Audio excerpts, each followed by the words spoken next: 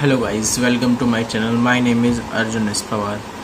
Guys, आज हम लोग linear equation in two variable में वर्ड प्रॉब्लम्स को डिस्कस करने वाले हैं। और इससे प्रीवियस वाले वीडियो में हमने डिस्कस किया था कि ग्राफिकल मेथड से कैसे फाइंड करते हैं एक्स एंड वाई की वैल्यू। आज हम लोग डिस्कस करेंगे वर्ड प्रॉब्लम्स, यानी लैंग्वेज में एक्स और वाई की इक्वेशन बनाकर तब आप कैसे फाइंड आउट करेंगे एक्स एंड वाई की वैल्यू। ओके गाइज, आइए समझते हैं। Let's see guys. देखिए गाइज क्या लिखा हुआ है। ये फर्स्ट नंबर का क्वेश्चन है आपके पास, जिसमें वो डिस्कस करना चाह रहा है आपसे कि 4 तो चेयर्स हैं एंड 3 टेबल्स हैं जिसकी कॉस्ट 2100 रुपीज़ एंड 5 चेयर्स हैं एंड 2 टेबल्स हैं जिनकी कॉस्ट रुपीज़ 1750 रुपीज़ है। Find the cost of a chair and a table respectively. अब देखिए क्या कह रहा है।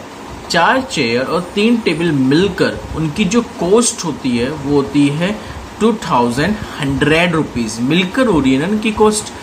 ओके, फिर कह रहा है कि 5 चेयर और 2 टेबल मिलाकर जो टोटल कॉस्ट आती है वो आती है 1750 रुपीज़। तो find the cost of a chair and A table. ना तो मुझे ये पता कि चेयर की कॉस्ट कितनी होगी और ना ही मुझे पता टेबल की कॉस्ट कितनी होगी, यानी अलग अलग नहीं पता। ना मुझे ये पता है कि मैंने कितनी चेयर्स खरीदी, कितनी टेबल खरीद रखी है। ठीक है ना।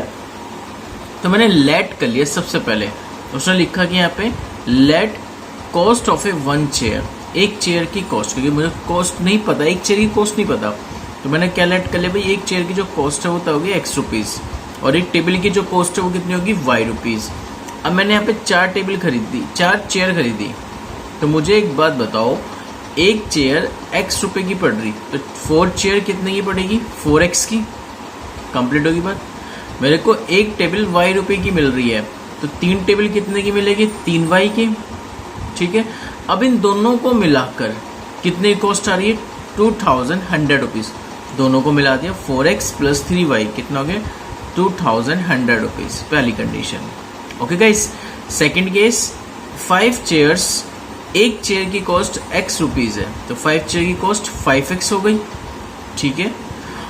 एंड एक टेबल की कॉस्ट उसने बता रखी मुझे y रुपीज़ है। ठीक है। तो बताओ 2 टेबल की कॉस्ट कितनी हो जाएगी, 2y। और इन दोनों को मिलाकर यानी प्लस कितने रुपए की बनती है कॉस्ट, 1750 रुपीज़। अब फर्स्ट इक्वेशन ही हो गई। सेकंड इक्वेशन, अब आपको करना क्या है, इन दोनों इक्वेशनों को सॉल्व करना होगा, या तो एलिमिनेशन मेथड से, सब्स्टिट्यूशन से, क्रॉस मल्टीप्लिकेशन से, या सम स्पेशल मेथड से।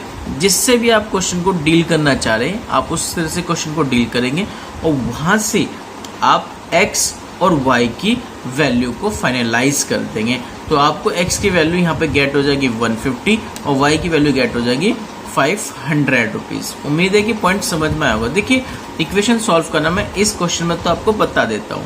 ठीक है। नेक्स्ट क्वेश्चनों को आपको डू योर सेल्फ करनी होगी गाइज। ओके। तो जैसे इसमें लिखा था इक्वेशन में कि 4x + 3y कॉस्ट 2100, पहली इक्वेशन। दूसरी इक्वेशन लिखी थी 5x + 2y = 1750, कंडीशन नंबर 2। मैंने आपको सिखाया था एलिमिनेशन मेथड में गाइस। तो एलिमिनेशन मेथड में क्या करते थे, किसी एक वेरिएबल के कोफिशिएंट को इक्वल कर लो। मैंने y कोफिशिएंट को इक्वल कर लिया, तो मैं कहता था y कोफिशिएंट को यदि मैं इक्वल करता हूँ, इंटरचेंज मल्टीप्लाई करूंगा। यहाँ पे y है 3, यहाँ पे y कोफिशिएंट है 2, तो इंटरचेंज मल्टीप्लाई कर दीजिए गाइस।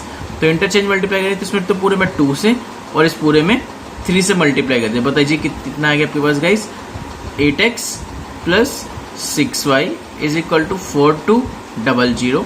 इसमें 3 से कर दीजिए 15x + 6y = आपके पास 0, 3 5 15 और 3 7 21 अरे 22।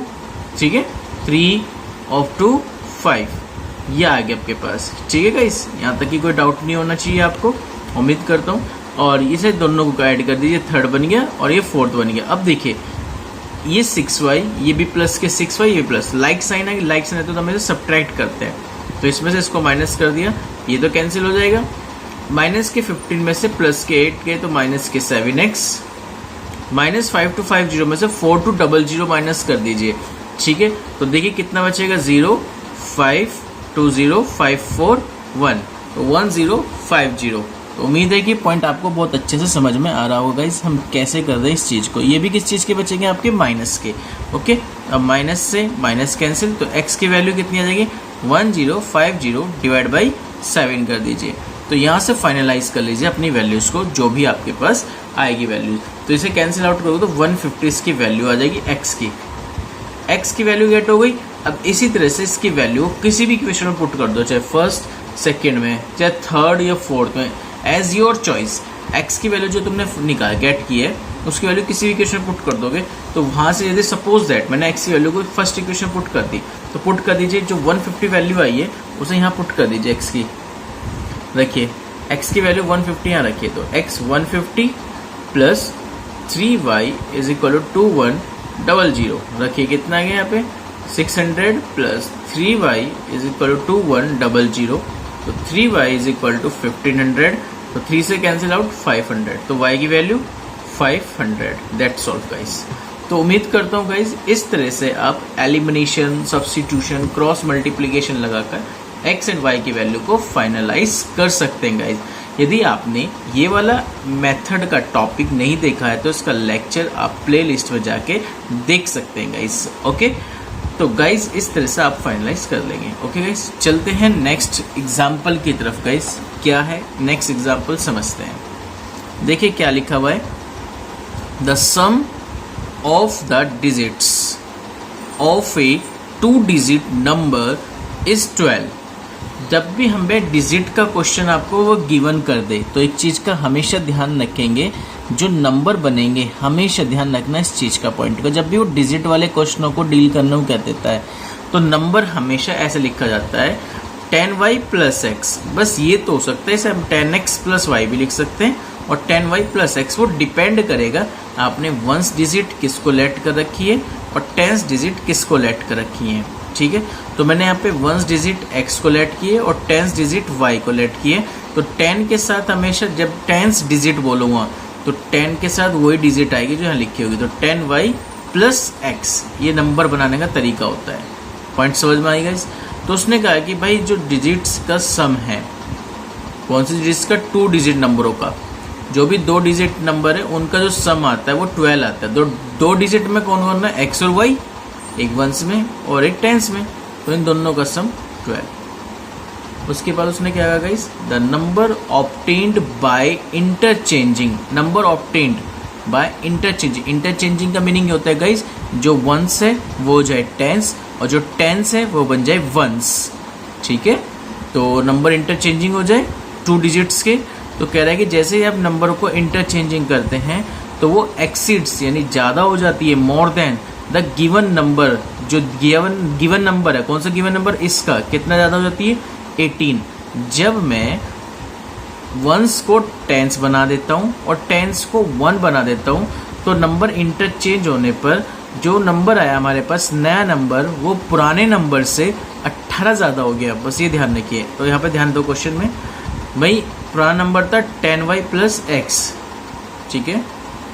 नया नंबर जब मैंने इंटरचेंज कर दिया 10x प्लस y, तो ये जो नया नंबर है वो गिवन नंबर से 18 ज़्यादा है। तो यानी यहाँ 18 ज़्यादा होगा, यहाँ पे नहीं होगा गाइस, ध्यान रखना, क्योंकि यहाँ पे 18 ज़्यादा करोगे तो पुराना नंबर ज़्यादा हो रहा है।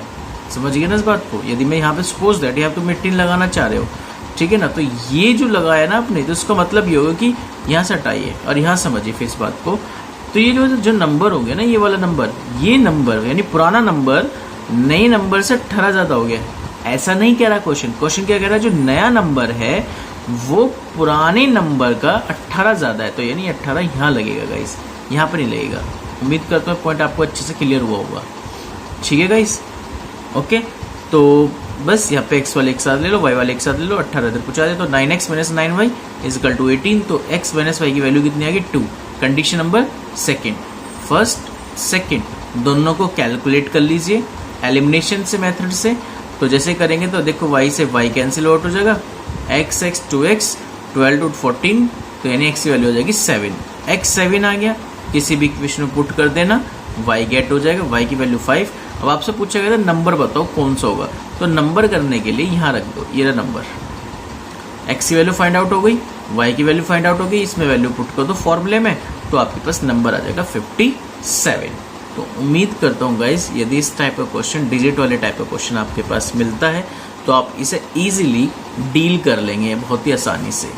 ओके गाइज, तो देखिए ये सॉल्व करने के लिए आपको खुद ही करनी है कंडीशंस। यदि नहीं आपने अभी तक इसका लेक्चर देखा है तो प्लेलिस्ट में जाकर आपको इसका लेक्चर मिल जाएगा आसानी से, और मैं इसको डिस्क्रिप्शन में भी डाल दूँगा नीचे। ठीक है गाइज, तो नेक्स्ट एग्जाम्पल पे चलते हैं।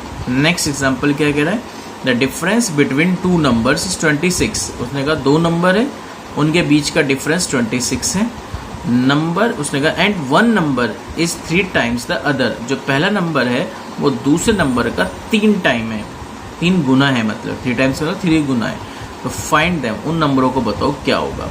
तो ध्यान समझो, दो नंबरों का डिफरेंस 26 है, एम आई राइट।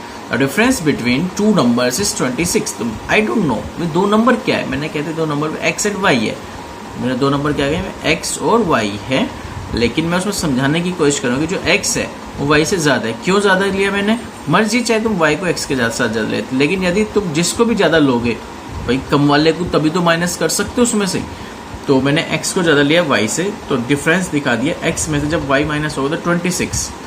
तो एक x पहला नंबर है जो दूसरे नंबर का 3 टाइम्स है। x जो है दूसरे नंबर y का कितना हो गया, 3 टाइम्स हो गया। उम्मीद करते हैं अभी पॉइंट क्लियर हो गया। तो फिर से वही कंडीशन, इसे फिर से आप एलिमिनेशन मेथड लगा के या सब्स्टिट्यूशंस मेथड लगा के आप क्वेश्चन को इजीली सॉल्व कर सकते हो। मर्जी है देखिए आपकी, आप इस क्वेश्चन को कैसे डील करेंगे। देखो सब्स्टिट्यूशन से बहुत ईजी हो जाएगा। कैसे, 3y, x की वैल्यू 3y आ गई, उसे उठा के यहाँ रख दो, तो 3y minus y is equal to 26, तो 2y is equal to 26, y is equal to 13। समझ में आई बात, y 13 हो गए, इसमें रख दो इस इक्वेशन में, तो x गेट हो गया, x वैल्यू कितने हो, 13 3 39। That's all guys. उम्मीद करता हूँ गाइस ये क्वेश्चन भी बहुत अच्छे से आपको क्लियर हुआ होगा गाइस। ओके, तो देखिए गाइस ये इक्वेशनों को सॉल्व करना तो देखो आपको करना पड़ेगा। ओके गाइस, उम्मीद करता हूँ कि ये भी आपको इस टाइप का क्वेश्चन यदि आपको कहीं मिलेगा एग्जाम में तो आप उसे बहुत अच्छे से डील करेंगे। ओके गाइस, चलते हैं नेक्स्ट एग्जाम्पल की तरफ। Let's see guys. Okay guys, next example समझते हैं। क्या है नेक्स्ट एग्जाम्पल, उसने कहा एक फ्रैक्शन बिकम्स 9/11। एक फ्रैक्शन जो है 9/11 आ रहा है, कब आ रहा है, if 2 is added to both of numerator and the denominator. यदि मैं न्यूमरेटर और डिनोमिनेटर में 2 ऐड कर देता हूँ तो जो उससे बनने वाला फ्रैक्शन है मेरे पास वो 9/11 आता है।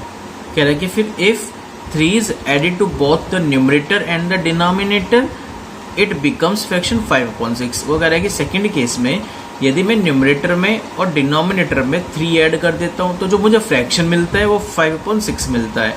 फाइंड द फ्रैक्शन, मुझे फ्रैक्शन बताना है। अब मुझे एक बात बताओ, फ्रैक्शन बताने के लिए उसमें न्यूमरेटर और डिनोमिनेटर होना ज़रूरी होता है गाइस। ओके, तो देखिए इसमें न्यूमरेटर कितना हो गया x और डिनोमिनेटर हो गया y, तो कितना हो गया x/y। आप मुझे एक बात बताइए, लेट द फ्रैक्शन, अपने x/y बताया, तो पहला केस क्या था, पहला केस ये था यदि न्यूमरेटर और डिनोमिनेटर में 2 ऐड हो जाए, न्यूमरेटर एंड डिनोमिनेटर में 2 ऐड कर दिया तो उसका फ्रैक्शन कितना हो जाएगा 9/11। कितना हो जाएगा 9/11। अब आपको करना है cross multiply, 11x + 22 is equal to 9y + के 18, तो 11x - 9y इजकल टू -4। ये हो गई पहली कंडीशंस। उम्मीद है कि पॉइंट आपको बहुत अच्छे से समझ में आया होगा। दूसरा केस उसने बताया था न्यूमरेटर एंड डिनोमिनेटर में 3 ऐड करने को, x + 3 y + 2। जो फ्रैक्शन बन गया मेरे पास, ये फ्रैक्शन कितना गेट होता है आपके 5/6। तो 5/6 क्रॉस मल्टीप्लाई कर दीजिए, इक्वेशन बन गई 6x - के 5y is equal to -3। First equation, second equation. उम्मीद करता हूँ कि आप जब इन दोनों इक्वेशन में एलिमिनेशन या सब्स्टिट्यूशन मेथड लगाएंगे तो वहाँ से आप x और y की वैल्यू को आसानी से गेट कर लेंगे। और x और y की वैल्यु गेट करने के लिए जब आपको प्रोसीजर पता ही है तो वहाँ से x की वैल्यू गेट हो जाएगी 7, y की वैल्यू हो जाएगी 9, तो फ्रैक्शन क्या बन गया, क्योंकि फ्रैक्शन था x/y, तो कितना जाएगा 7/9। उम्मीद है कि अब ये पॉइंट अब आपको दिक्कत नहीं करेगा। तो जब भी आपके पास फ्रैक्शन का क्वेश्चन आए तो फ्रैक्शन के क्वेश्चन हमेशा x अपॉन वाई से क्वेश्चनों को डील कराएंगे। ओके गाइस, तो उम्मीद करता हूँ ये क्वेश्चन भी अब आपको अच्छे से क्लियर हुआ होगा। चलते हैं गाइस नेक्स्ट एग्जाम्पल की तरफ। नेक्स्ट एग्जाम्पल क्या कह रहा है guys, the taxi charges in a city consist of a fixed charge. उन्होंने कहा एक टैक्सी चार्ज करती है एक सिटी में ऑफ ए फिक्स्ड चार्ज, उसका भी फिक्स चार्ज है, together with the charge for the distance covered for a distance of 10 kilometre. वो 10 किलोमीटर का चार्ज लेता है।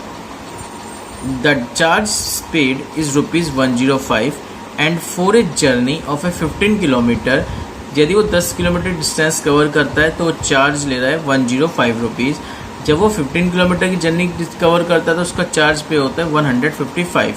तो कह रहा है कि what are the fixed charges and the charge per kilometer, how much does a person have to pay for travelling a distance of 25 kilometer. बात समझिए, एक तो वो चार्जेस का जो फिक्स था, एक वो चार्ज होगा जो पर किलोमीटर पर बढ़ता चला जाएगा।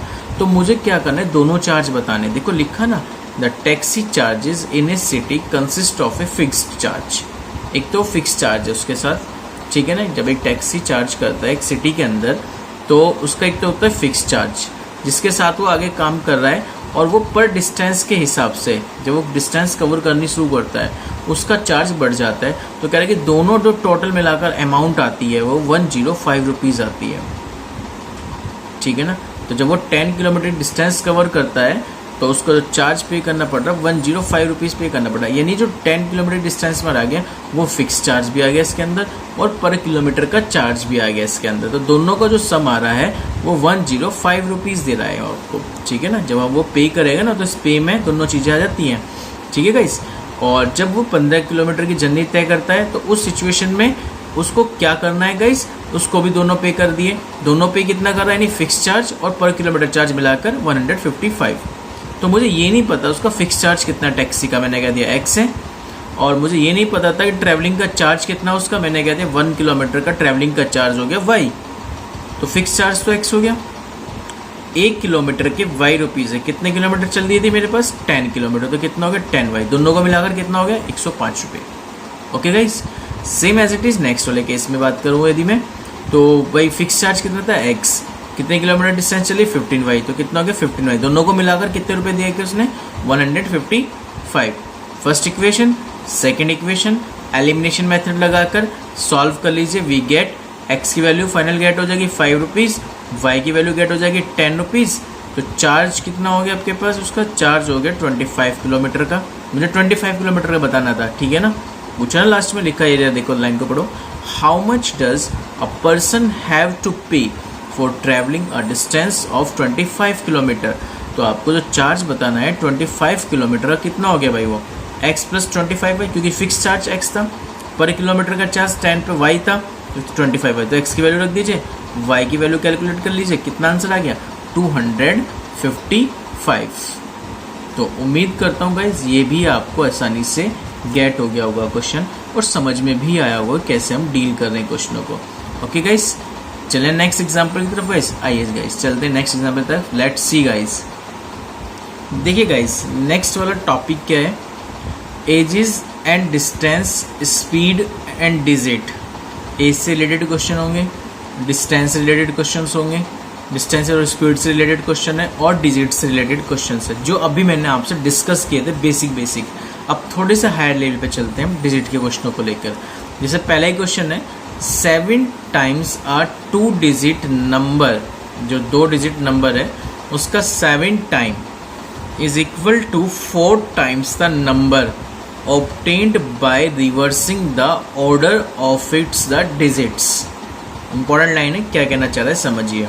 मैंने कहा कि किसी भी 2 डिजिट का जो नंबर तुमने तैयार किया होगा उसका तो 7 टाइम, और जो रिवर्स कर दिया, रिवर्स यानी इंटरचेंज कर दिया। इंटरचेंज का मतलब क्या हो गया, जो वंस थी वो टेंस बना दी, जो टेंस थी उसको वंस डिजिट बनाकर जो नंबर आपने मिला उसका 4 टाइम्स लिखा ना उसने, 4 टाइम्स इक्वल है, यानी इस 2 डिजिट नंबर का 7 टाइम इंटरचेंज नंबर जो आपको मिला, इंटरचेंज करके जो नंबर मिल रहा है आपको, उसका 4 टाइम आपस में इक्वल है। ठीक है, आगे क्या कह रहा है, if the difference between the digits is 3, यानी उन दो डिजिट के बीच में जो डिफरेंस है वो 3 दे दिया। फाइंड द नंबर, नंबर बताओ। अब देखो कैसे करेंगे, बहुत ही सिंपल सा गाइस, बहुत ही सिंपल। पहले वंस डिजिट रिलेट कर लीजिए, टेंस डिजिट। मैंने टेंस डिजिट क्या दी, एक्स है, यूनिट्स डिजिट क्या दी, वाई, यूनिट यानी वंस डिजिट। तो आपको पता नंबर कैसे बनेगा, 10 के साथ बनता है, तो 10x प्लस वाई, तो ये तो नंबर बन गया मेरे पास। अब पहली कंडीशन क्या थी कि जो नंबर बन के आ रहा है ये नंबर 10x प्लस वाई, इसका तो 7 टाइम, और फिर आपस में इंटरचेंज कर दीजिए। जो टेंस है उसको बना दीजिए यूनिट, जो यूनिट बन गई है उसे बना दीजिए टेंस। तो 10 के साथ हमें इनोवेशन बनता है, नंबर क्या बन गया 10y प्लस एक्स, इसका 4 टाइम कर दीजिए, दोनों आपस में इक्वल होंगे। जब आपस में इक्वल होंगे तो जाहिर सी बात है यहाँ से x की इक्वेशन बन गई, यहाँ पे y इक्वल टू 2x निकल कर आ गया। एक इक्वेशन तो ये तैयार हो गई आपके पास गाइस। दूसरी इक्वेशन, इन्हें दो डिजिट के बिटवीन डिफरेंस बता रखा आपको, यानी x और y के बिटवीन डिफरेंस। ठीक है ना, कहा ना, यहाँ पे उसने दो डिजिट के बिटवीन डिफरेंस, और डिफरेंस में ये चक्कर पड़ जाता है कि कौन सी डिजिट्स बड़ी होगी, टेंस बड़ी होगी या यूनिट्स बड़ी होगी। तो हमने यहाँ पे यूनिट्स डिजिट को टेंस डिजिट से ग्रेटर कर दिया। देखो यहाँ पे एक चक्कर यही पड़ता है कि हम किसको ग्रेटर लेके चलें, तो वो अकॉर्डिंग टू क्वेश्चंस होता है। जब आपका फाइनल आंसर नेगेटिव में आ जाए ना, तो बस ध्यान रखना कि हमें रिवर्स करना हो गया होगा। तो मैंने यहाँ पे y को ग्रेटर देन x कर दिया। ठीक है, ये आपको क्वेश्चंस करने के ही पता लगता है कि कौन ग्रेटर होगा, कौन स्मॉलेस्ट होगा, इसकी टेंशन मत लीजिए। तो यहाँ पे y minus x equal to कितना हो गया, मेरे पास 3 ले लिया मैंने, कि भाई मैंने क्या किया, यूनिट डिजिट में से 10 डिजिट को माइनस करते हुए क्या लिख दिया, 3 लिख दिया। यदि आपने क्वेश्चन में ऐसा लिख दिया x minus y equal to 3, तो कोई ट्रबल लेने की बात नहीं है। जब आप आंसर निकालेंगे तो उसमें माइनस की प्रॉब्लम्स हो सकती हैं, और ऐसा भी होगी क्वेश्चन डील हो जाए अच्छे से। ठीक है ना, तो बस ये चीज़ ध्यान रखना। बस यदि वो माइनस में आ जाता है नंबर, तो आपको भी सारी कंडीशन को चेंज करना होगा। ठीक है, और यदि वो प्लस में आ जाए तो फिर कोई ट्रबल ही नहीं है गाइस।